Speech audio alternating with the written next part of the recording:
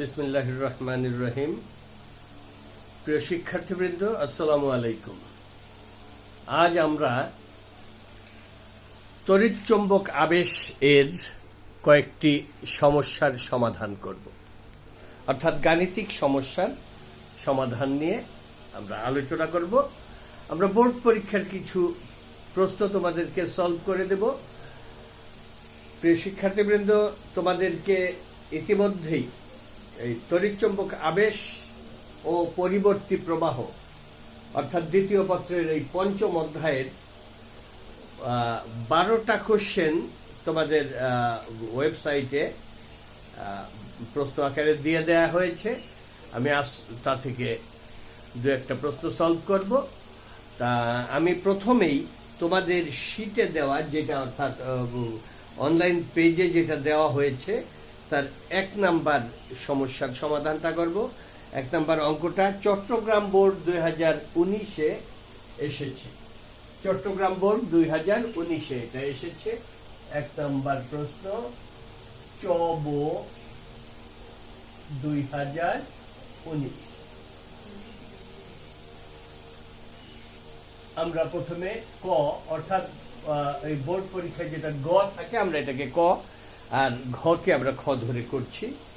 আচ্ছা,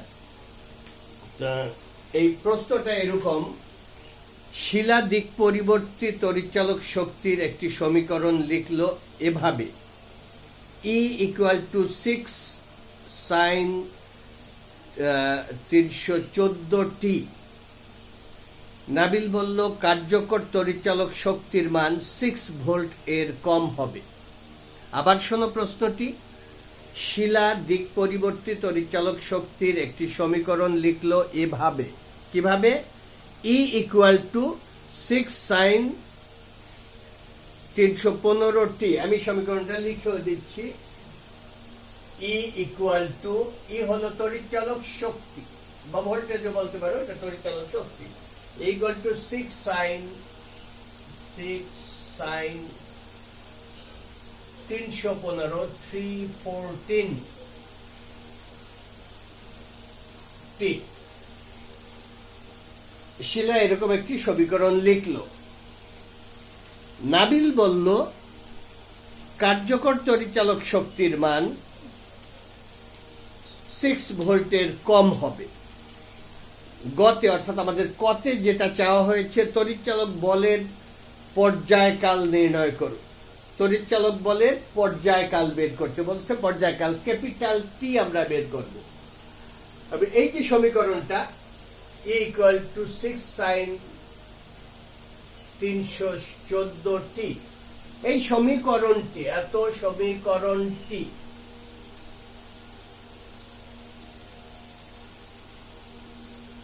এটা আসলে একটা তড়িৎচালক শক্তির সমীকরণ। সাইন, এটা একটা সাইন ওয়েভ। এখন দেখো এই সমীকরণটি E = E0 sin ωt এর অনুরূপ। মূলত এটাই তড়িৎচালক শক্তির মূল সমীকরণ। ই কে বলা হয় তড়িৎচালক শক্তি, E0 এটাকে বলা হয় তড়িৎচালক শক্তির সর্বোচ্চ মান বা শীর্ষ মান। ওমেগা এখানে কৌণিক কম্পাঙ্ক, টি সময়। তাইলে আমরা যদি এই সমীকরণটি এই সমীকরণের অনুরূপ, এখন যদি আমরা তুলনা করে পাই,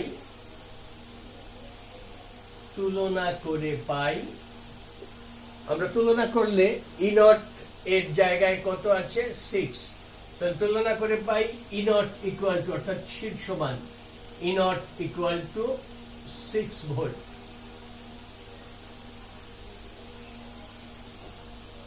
E0 আমরা পাই 6 ভোল্ট। আমাদেরকে এখানে বলা হয়েছে আর কি পাই? আর ওমেগা ওমেগার জায়গায় কত আছে? ওমেগা টি এর সহগ ওমেগা, এখানে টি এর সহগ 314। তাহলে ওমেগা আমরা পাই 314। এর একক লিখলে ওমেগার একক রেডিয়ান পার সেকেন্ড। এখন আমাদেরকে গতে বের করতে বলা হয়েছে যে পর্যায়কাল বের করতে বলা হয়েছে। এখন দেখো পর্যায়কালের সাথে ওমেগার একটা সম্পর্ক আছে। আমরা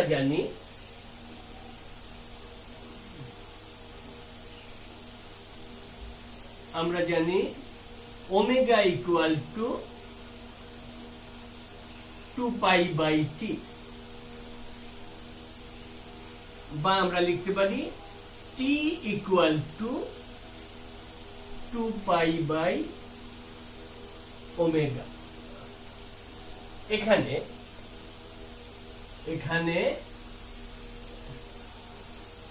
ওমেগা ইকুয়াল টু আমরা আগেই দেখেছি, omega equal to 314 radian per second, আর টি বের করতে হবে পর্যায়কাল টি ইকুয়াল টু হোয়াট।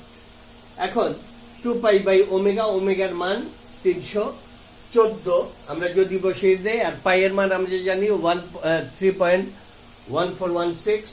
এই মান বসিয়ে দিলে আমরা ওমেগা ইকুয়াল টু, আমি একবারে তোমাদেরকে মানটা লিখে দিচ্ছি, টি ইকুয়াল টু বাই 0.02 সেকেন্ড। সুতরাং টি ইকুয়াল টু হয় 0.02 সেকেন্ড।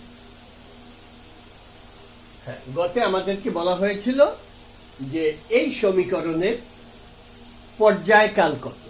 এই সমীকরণের পর্যায়কাল আমরা এখান থেকে ওমেগার মান বের করে এই সমীকরণ তুলনা করে ওমেগা ইকুয়াল টু 2π/t, এখান থেকে টি এর মান অর্থাৎ পর্যায়কাল পেলাম টি ইকুয়াল টু 0.02 সেকেন্ড।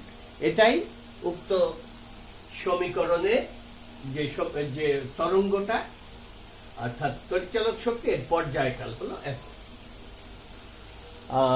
প্রিয় শিক্ষার্থীবৃন্দ, এরপর আমাদেরকে ঘ বের করতে হবে। ঘতে কি বলেছে আমরা আবার একটু উদ্দীপকটা দেখে নেই। ঘতে বলা হয়েছে, নাবিল কি সঠিক বলেছিল, গাণিতিকভাবে ব্যাখ্যা করো। আমরা দেখে নেই নাবিল কি বলেছিল। এখানে শিলা দিক পরিবর্তী তড়িৎচালক শক্তির সমীকরণ লিখলো E equal to 6 sin 314t, যে সমীকরণটা আমরা লিখেছিলাম। নাবিল বলল কার্যকর তড়িৎচালক শক্তির মান 6 ভোল্টের কম হবে। নাবিলের কথাটা ছিল যে কার্যকর তড়িৎচালক শক্তির মান 6 ভোল্ট এর কম হবে। 6 ভোল্ট এখানে হলো তড়িৎচালক শক্তির মান। 6 ভোল্ট কার্যকর তড়িৎচালক শক্তির মান 6 ভোল্টের কম হবে। আমরা এখন বের করব কার্যকর তড়িৎচালক শক্তির মান। আমরা আবারও সেই সমীকরণটা লিখি। এটা 1 নম্বর প্রশ্নের খ। নাবিল বলেছে যে কার্যকর তড়িৎচালক শক্তির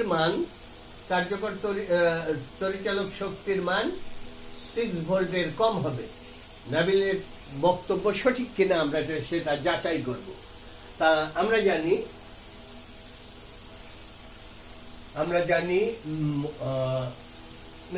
এখানে যে আমাদের প্রদত্ত সমীকরণ, এখানে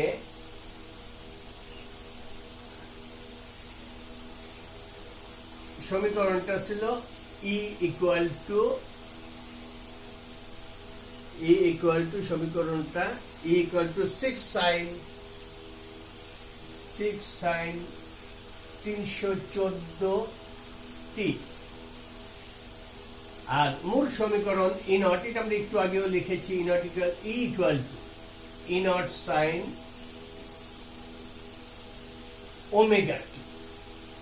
এখন এই E নট হলো তড়িৎচালক শক্তির শীর্ষ মান বা সর্বোচ্চ মান। তুলনা করে পাই E নটের জায়গায় কত আছে 6, তাহলে তুলনা করে পাই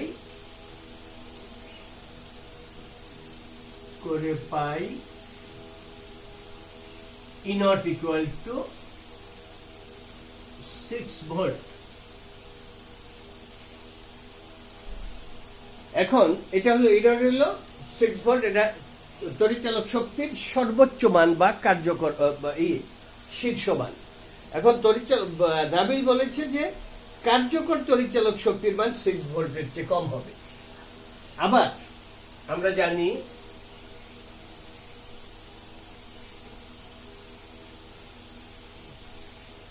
কার্যকর তড়িৎচালক শক্তি, এটাকে বলা হয় ইআরএমএস, রুট মিন স্কয়ার।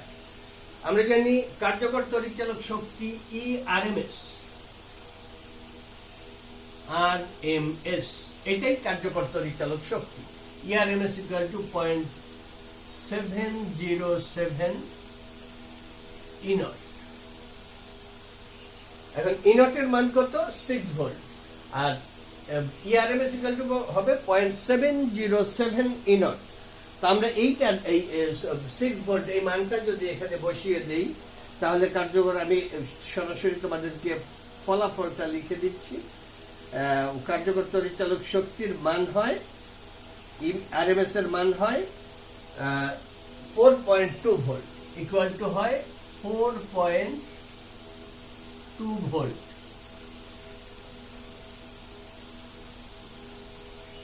তাহলে ইআরএমএস হয় 4.2 volt.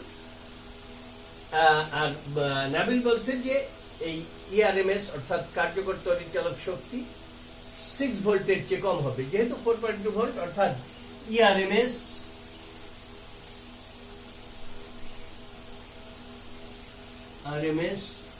is less than 6 volt. সুতরাং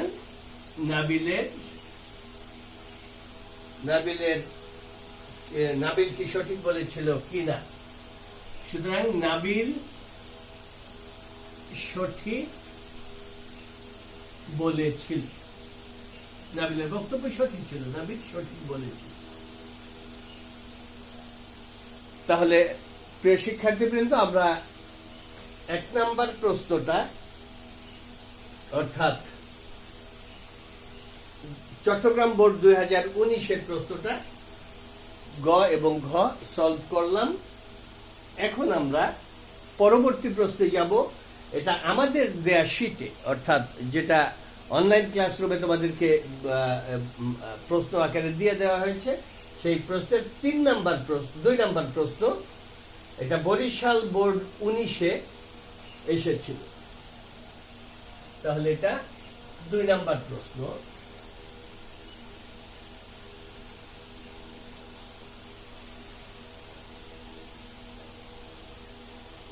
বরিশাল বোর্ড ব 2019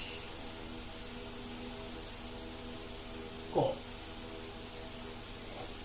তা আমরা প্রথমেই উদ্দীপকটা পড়ে নেই, যে উদ্দীপকে কি আছে। উদ্দীপকটা হলো এরকম যে একটি ট্রান্সফরমারের মুখ্য কুণ্ডলীতে প্রযুক্ত প্রবাহ মাত্রা I = 5 sin 100 πt, এর গৌণ কুণ্ডলীতে প্রাপ্ত ক্ষমতা 150 ওয়াট এবং গৌণ কুণ্ডলীর রোধ 20 ওহম। আবারও তোমাদেরকে উদ্দীপকটা পড়ে শোনাই। একটি ট্রান্সফরমারের মুখ্য কুণ্ডলীতে প্রযুক্ত প্রবাহ মাত্রা I = 5 sin 100 πt, এর গৌণ কুণ্ডলীতে প্রাপ্ত ক্ষমতা 150 ওয়াট এবং গৌণ কুণ্ডলীর রোধ 20 ওহম।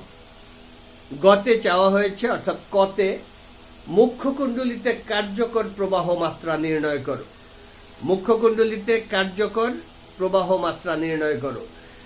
আমরা জানি কার্যকর প্রবাহ মাত্রা হলো IRMS। তা IRMS নির্ণয় করতে হলে I নট, অর্থাৎ মুখ্য কুণ্ডলীর শীর্ষ প্রবাহের শীর্ষ মানটা বের করতে হবে। আমাদের এখানে চাওয়া হয়েছে কি গতে মুখ্য কুণ্ডলীতে কার্যকর প্রবাহ মাত্রা। তা আমাদের এখানে দেয়া আছে মুখ্য কুণ্ডলীর জন্য একটা সমীকরণ দেয়া আছে, আর আমরা প্রবাহ মাত্রাটা বের করব। তা মুখ্য কুণ্ডলীর প্রবাহ মাত্রা আমাদের যেটা সমীকরণটা দেয়া আছে, এখানে মুখ্য কুণ্ডলীর প্রবাহ মাত্রা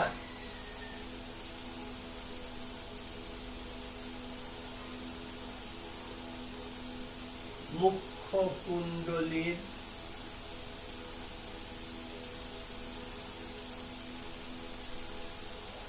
প্রবাহ মাত্রা, এর জন্য একটা সমীকরণ দেওয়া আছে I ইকুয়াল টু, মুখ্য কুণ্ডলীর প্রবাহ মাত্রার সমীকরণটা কত?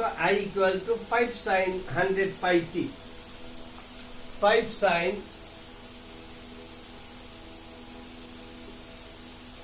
100 pi t, এরকম একটা সমীকরণ উদ্দীপকে দেওয়া আছে। তা আমরা যদি এরকম সমীকরণ পাই তাহলে এটাকে তুলনা করে পাই। তুলনা করব, মূল সমীকরণটা কি? I equal to I naught sine 100 pi t. আমাদেরকে বের করতে বলছে মুখ্য কুণ্ডলীর কার্যকর মান, প্রবাহের কার্যকর মান, তাই তো? আমাদেরকে বের করতে বলা হয়েছে মুখ্য কুণ্ডলীর কার্যকর প্রবাহ মাত্রা। তাহলে মুখ্য কুণ্ডলীর কার্যকর প্রবাহ মাত্রা হলো IRMS। IRMS বের করতে হবে। এখানে এই I নট হলো মুখ্য কুণ্ডলীর প্রবাহের শীর্ষমান, মুখ্য কুণ্ডলীর প্রবাহের শীর্ষমান হলো I নট। এখন তুলনা করে পাই, তুলনা করে পাই, দেখো I নট, I নটের জায়গায় কত আছে? এখানে 5। সুতরাং তুলনা করে পাই মুখ্য কুণ্ডলীর শীর্ষমান I not equal to 5 ampere. মুখ্য কুণ্ডলীর শীর্ষমান I নট ইকুয়াল টু আমরা পাই 5 এম্পিয়ার। আমাদেরকে বের করতে বলা হয়েছে মুখ্য কুণ্ডলীর কার্যকর মান, মুখ্য কুণ্ডলীর কার্যকর প্রবাহ মাত্রা। তা কার্যকর প্রবাহ মাত্রা আমি বলেছি যে কার্যকর প্রবাহ মাত্রা মানেই IRMS। তাই মুখ্য কুণ্ডলীর কার্যকর প্রবাহ মাত্রা IRMS বের করব। আবার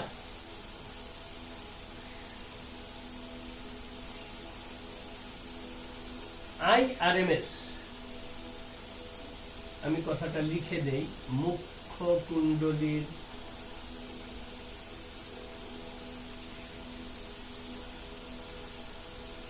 কার্যকর প্রবাহ মাত্রা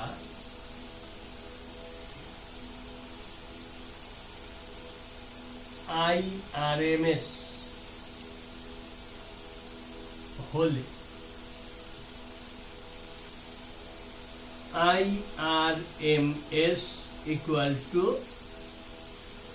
0.707 I নট। I নট হলো মুখ্য কুণ্ডলীর প্রবাহ মাত্রার শীর্ষমান। এই I নট ইকুয়াল টু আমরা জানি 5 এম্পিয়ার। আমাদের বের করতে হবে মুখ্য কুণ্ডলীর কার্যকর প্রবাহ মাত্রা RMS, IRMS। তাহলে IRMS equal to 0.707 I not. I নটের মান আমরা জানি 5 এম্পিয়ার। এই মানটা বসিয়ে দিলে আমরা যে মানটা পাবো, আমি একবারে সেটা লিখে দিচ্ছি। মুখ্য কুণ্ডলীর কার্যকর প্রবাহ মাত্রা হবে 3.54 এম্পিয়ার, এত ইকুয়াল টু 3.54 এম্পিয়ার। তাহলে মুখ্য কুণ্ডলীর কার্যকর প্রবাহ মাত্রা আমরা পেলাম 3.54 এম্পিয়ার। এটাই বের করতে বলা হয়েছে। এরপরে ঘতে কি চাওয়া হয়েছে? ঘতে বলা হয়েছে গাণিতিক বিশ্লেষণের সাহায্যে উদ্দীপকের ট্রান্সফরমারের প্রকৃতি নির্ণয় করো। তোমরা প্রিয় শিক্ষার্থীবৃন্দ, তোমরা নিশ্চয়ই জানো ট্রান্সফরমার দুই প্রকারের হয়ে থাকে। একটা স্টেপ আপ ট্রান্সফরমার, এটাকে আরোহী ট্রান্সফরমার ও বলা হয় বাংলায়। আরেকটা স্টেপ ডাউন ট্রান্সফরমার বা অবরোহী ট্রান্সফরমার। এরকম দুই রকমের ট্রান্সফরমার আছে।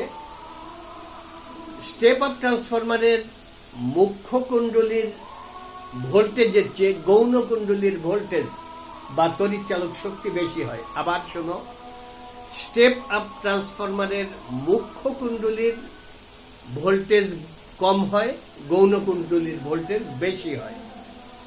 আর স্টেপ ডাউনে তার উল্টাটা হয়, অর্থাৎ মুখ্য কুণ্ডলীর কম, মুখ্য কুণ্ডলীর বেশি, গৌণ কুণ্ডলীর কম।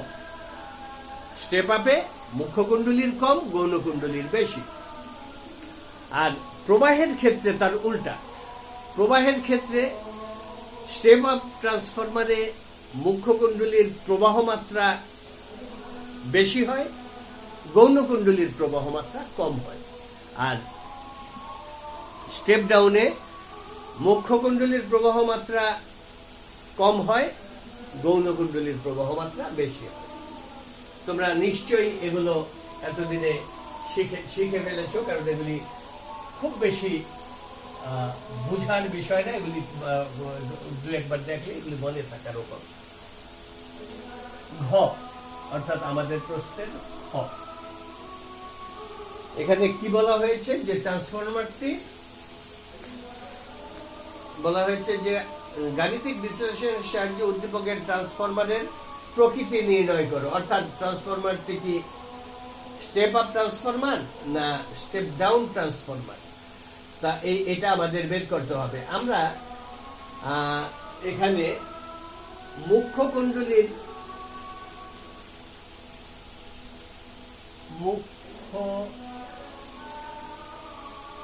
কুণ্ডলীর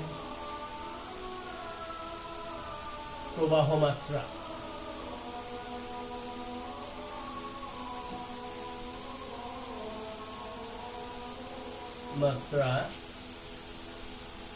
IRMS কার্যকর প্রবাহ মাত্রা, যেটা ইকুয়ালটা আমরা এর মধ্যে পেয়ে ফেলেছি। সেটা কত? মুখ্য কুণ্ডলীর প্রবাহ মাত্রা হলো 3.54 অ্যাম্পিয়ার। 3.54 অ্যাম্পিয়ার। এখন আমরা যদি গৌণ কুণ্ডলীর প্রবাহ মাত্রাটা নির্ণয় করতে পারি, তাহলে আমরা স্টেপ আপ না স্টেপ ডাউন কোন ধরনের ট্রান্সফরমার এটি সেটা বলতে পারবো। গৌণ কুণ্ডলীর ট্রান্সফরমার বের করার জন্য আমাদেরকে কি কি জিনিস দেয়া আছে? হ্যাঁ, গৌণ কুণ্ডলীর ট্রান্সফরমার বের করার জন্য আমাদেরকে গৌণ কুণ্ডলীর ক্ষমতা দেয়া আছে, গৌণ কুণ্ডলীতে রোধ দেয়া আছে।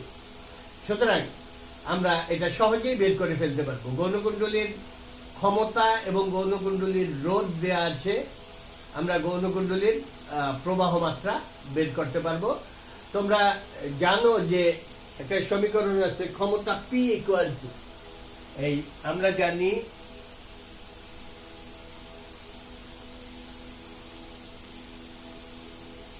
ক্ষমতা P ইকুয়াল টু ক্ষমতা P equal to IRMS square R, এরকম একটা সমীকরণ।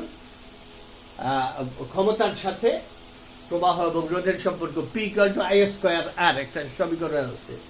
তা তড়িৎচুম্বক আবেশের ক্ষেত্রে সমস্ত সময় প্রবাহ এবং তড়িৎচালক শক্তি এগুলি আরএমএস মান নিতে হবে, কার্যকর মান। কার্যকর মানই মূল মান বা প্রকৃত মান হিসাবে ধরা হয়।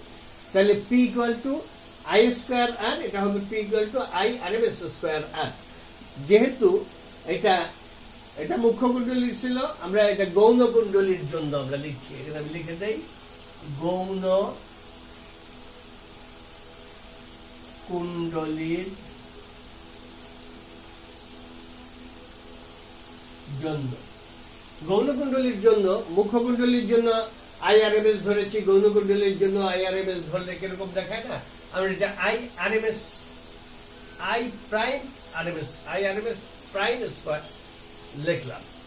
আর গৌণ কুণ্ডলীর জন্য ক্ষমতাকেও P প্রাইম, রোধকে R প্রাইম। গৌণ কুণ্ডলীর জন্য সবকিছুতে প্রাইম ধরে নিলাম আমরা। তাহলে P prime equal two IRMS square R। ওয়ালাইকুম আসসালাম। না, এখন যাবেন না, না। আচ্ছা, আমরা জানি P prime equal to I prime RMS square R prime, বা আমাদের বের করতে হবে IRMS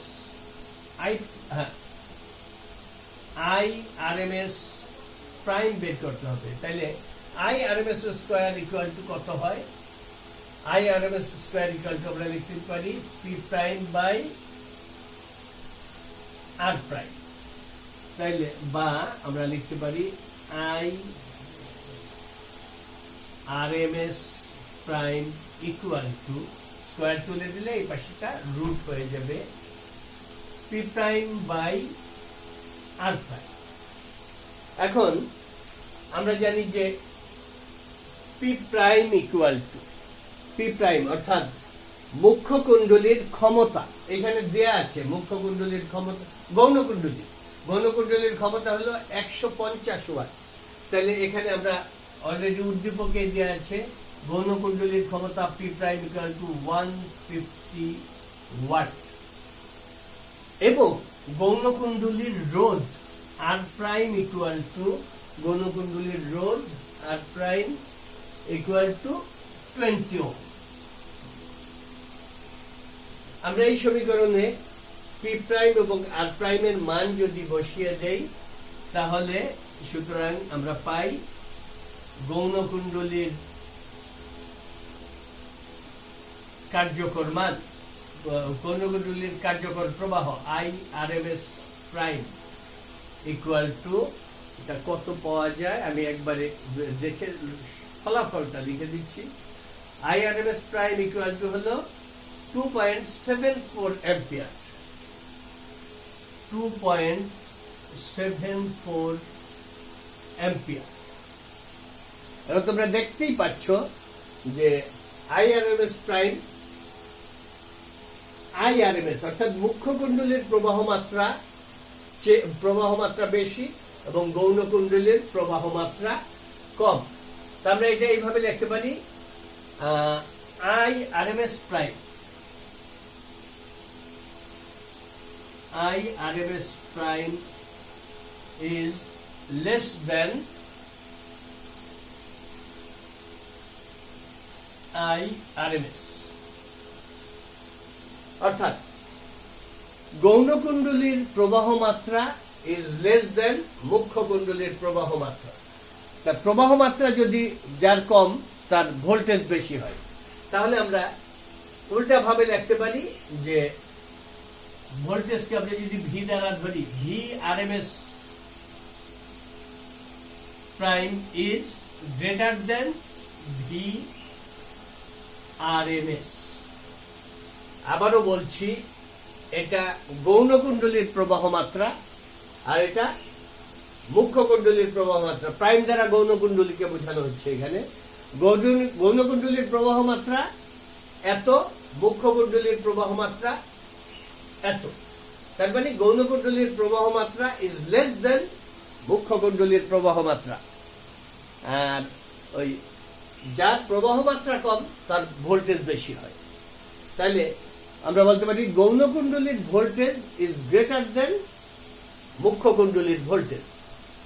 হ্যাঁ, তাহলে এটা গৌণ কুণ্ডলীর ভোল্টেজ বেশি মুখ্য কুণ্ডলীর চেয়ে। সুতরাং এটা কি ধরনের ট্রান্সফরমার? আমি আগেই বলেছিলাম, শুরুতেই বলে নিয়েছিলাম যে স্টেপ আপ ট্রান্সফরমারে গৌণ কুণ্ডলীর ভোল্টেজ বেশি হবে, মুখ্য কুণ্ডলীর কম হবে। যেহেতু এখানে গৌণ কুণ্ডলীর ভোল্টেজ মুখ্য কুণ্ডলীর চেয়ে কম বেশি, সুতরাং এটি একটি স্টেপ আপ ট্রান্সফরমার। এই ঘতে চাওয়া হয়েছিল যে এটি কি ট্রান্সফরমার, ঘতে বলছে গাণিতিক বিশ্লেষণের মাধ্যমে উদ্দীপকের ট্রান্সফরমারের প্রকৃতি নির্ধারণ করো, অর্থাৎ ট্রান্সফরমারটি স্টেপ আপ ট্রান্সফরমার নাকি স্টেপ ডাউন ট্রান্সফরমার সেটা বের করতে হবে। সুতরাং আমরা বলতে পারি, সুতরাং ট্রান্সফরমারটি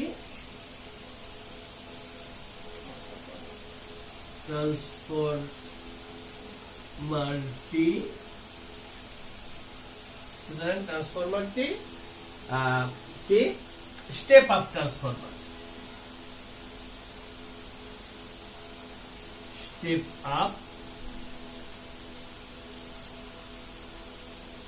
ট্রান্সফরমার। এটি একটি স্টেপ আপ ট্রান্সফরমার, এর প্রকৃতি নির্ণয় করা হলো। তা প্রিয় শিক্ষার্থীবৃন্দ, তোমরা আসলে আমরা যদি দু একটা করে দেই, তোমাদের আরো কয়েকটা করে ফেলতে হবে নিজেদের। তা আমি আশা করি তোমরা নিজেরা এগুলি বাসায় করছো। এবং একটা জিনিস খেয়াল করে দেখো, তোমাদের কিন্তু অলরেডি এই মাস অগাস্টের আজকে 16 তারিখ, একটা বড় সময় তোমরা এই লকডাউনে কাটিয়ে দিয়েছ। তা কোভিড-19 আমাদেরকে ঘর থেকে বের হতে দেয়নি, আমাদেরকে হই হল্লার বিভিন্ন প্রোগ্রামে যেতে দেয়নি, কলেজে যেতে দেয়নি, কিন্তু ঘরে বসে পড়তে তো কোভিড-19 আমাদেরকে কোনো রকমের বাধার সৃষ্টি করতে পারেনি। সুতরাং তোমাদের পড়াশোনা তো না হওয়ার খুব একটা কারণ নেই। হ্যাঁ, বলতে পারো যে ক্লাসে থাকলে বা টিচারদের কাছে যেতে পারলে আমরা আর একটু ভালোভাবে পড়তে পারতাম, কিন্তু এটাও তো ঠিক, এই কোভিড-19 কারণে তোমরা অনেক বড় সময় পেয়েছো ঘরে বসে পড়ার। সুতরাং একবারের জায়গায় 10 বার দেখার তোমাদের সময় ছিল বা আছে। সুতরাং তোমরা খুব ভালো করে প্রশ্নগুলি দেখো, আর না পারলে আমাদের ফোন নাম্বার, আমাদের মেসেঞ্জার, হোয়াটসঅ্যাপ, ইমো এগুলির সাথেও তোমাদের যোগাযোগ আছে। তোমরা ওগুলোর মাধ্যমে আমাদের সাথে যোগাযোগ করতে পারো। ইনশাল্লাহ আমরা তোমাদেরকে সকল ধরনের সহযোগিতা করব। আল্লাহ আমাদেরকে সুস্থ রাখুক। আল্লাহ হাফিজ। আসসালামু আলাইকুম ওয়া রাহমাতুল্লাহ।